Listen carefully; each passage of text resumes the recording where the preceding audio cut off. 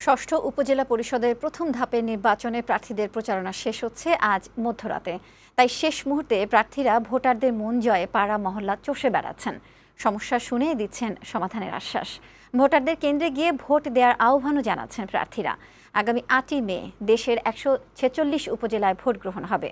সংবাদদাতাদের চিত্র ও তথ্যে খালিদ হাসানের প্রতিবেদন। আগামী বুধবার ষষ্ঠ উপজেলা পরিষদ নির্বাচনের প্রথম ধাপে 146 উপজেলায় ভোট গ্রহণ হবে। তাই আজ মধ্যরাত পর্যন্ত প্রচারণার সুযোগ পাবেন প্রার্থীরা। প্রচারণা শেষ দিনে ব্যস্ততা বেড়েছে পঞ্চগড়ের 3 উপজেলা তেঁতুলিয়া, সদর ও আটোয়ারীতে। ভোটারদের কাছে টানতে প্রার্থীরা ঘুরছেন পাড়া মহল্লায়। গণসংযোগ, উঠান বৈঠক আর পথসভাতে ভোটারদের মন জয়ে দিচ্ছেন নানা প্রতিশ্রুতি।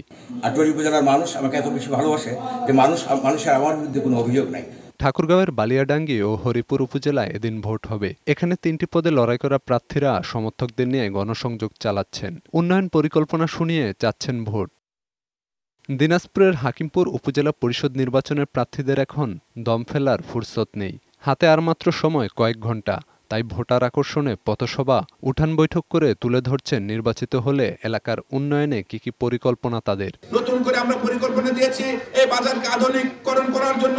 কবরস্থান থেকে দিয়ে মসজিদ, মাদ্রাসা, মক্তব, এতিমখানা সব জায়গাতে উন্নয়নের ছোঁয়া লেগেছে।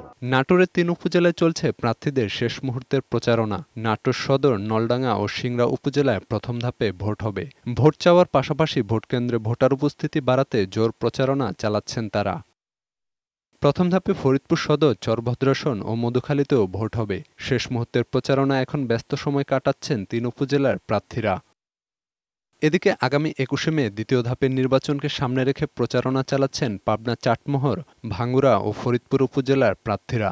ইতোমধ্যেই নির্বাচনী এলাকা ছেয়ে গেছে পোস্টারে। ভোটারদের আকৃষ্ট করতে প্রার্থীরা শোনাচ্ছেন উন্নয়ন বার্তা।